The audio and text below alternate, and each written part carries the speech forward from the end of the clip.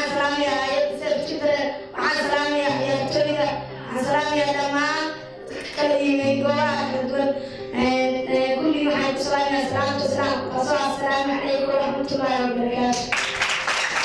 xafladdan quruxda badan ee qiimaha badan ee weligeena laabteena ka go'ay aad iyo aad ka mahadsan.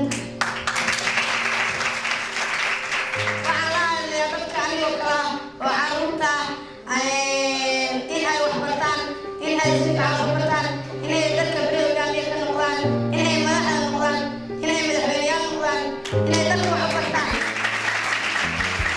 There's a place in your heart